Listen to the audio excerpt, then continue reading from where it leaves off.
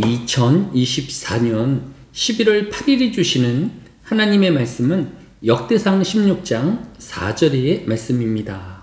구약성경 역대상 16장 4절의 말씀을 봉독합니다.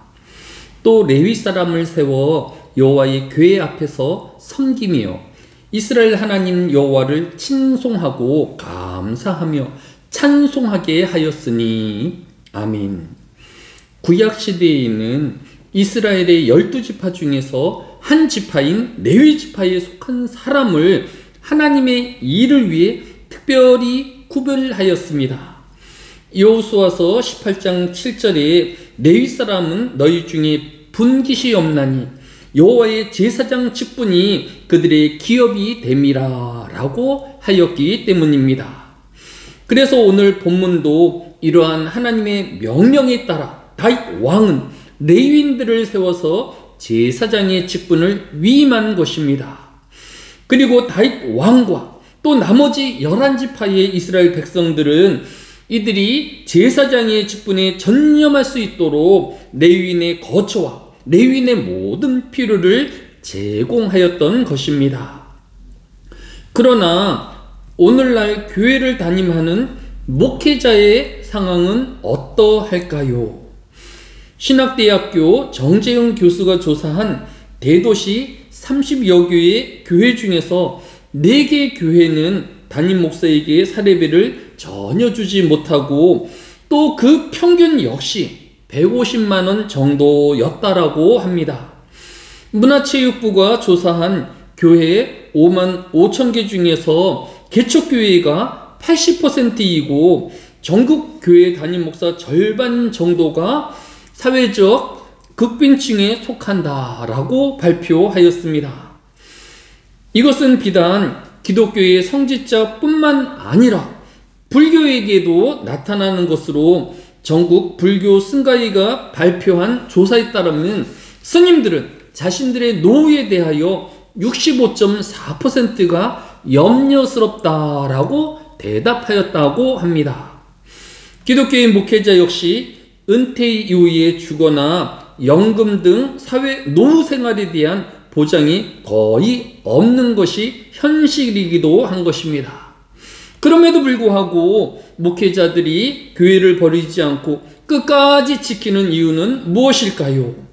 사도행전 20장 24절은 내가 달려갈 길과 주 예수께 받은 사명 곧 하나님의 은혜의 복음을 증거하는 일을 마치려 하면은 나의 생명조차 조금 더 귀한 것으로 여기지 아니하노라 라고 하였습니다. 사도 바울은 그 이유를 하나님께서 부르시고 맡기신 복음 증거한 일 때문이라고 하였습니다.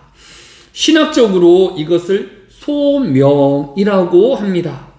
일반 사람들은 자신의 직업을 바꾸거나 그만둘 수 있지만 목회자는 그가 믿음이 있는 한 자신의 필요나 또 힘듦을 이유로 목회를 그만두거나 포기할 수 없는 것입니다.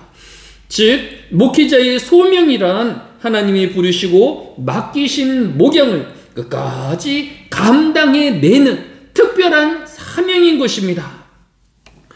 사도 바울은 이러한 소명을 끝까지 이루기 위하여 빌립보서 4장 12절에 나는 비천에 처할 줄도 알고 풍부에 처할 줄도 알아 모든 일 곧 배고픔과 풍부와 궁핍에도 처할 줄 아는 일체의 비결을 배웠노라 라고 고백하였던 것입니다.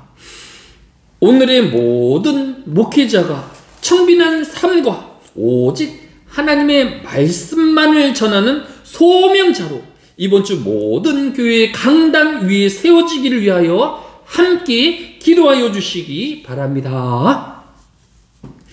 사랑이 많으신 아버지 하나님, 이 한 해에도 우리로 기도하는 자로 예배하는 자로 하나님의 말씀을 먼저 듣는 자로 서게 하여 주시니 감사를 드립니다.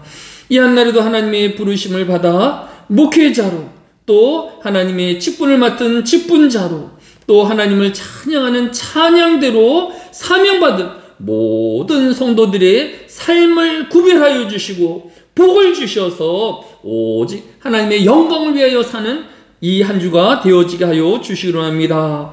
또 다가올 주일을 온 성도가 한자리 모여 예배하는 자가 되어지게 하여 주시고 각자의 맡은 일에 끝까지 충성하는 주의 백성들이 되어지게 하여 주시기로 합니다. 하나님께서 우리의 높은 데 마음을 두지 아니하게 해주시고 오직 하나님께 마음을 두게 하여 주시고 또 우리 안에 주시는 그 하나님의 은혜와 사랑을 헤아리는 시간들이 늘어가게 하여 주옵소서. 감사를 드리오며 예수님의 이름으로 기도드렸사옵나이다. 아멘.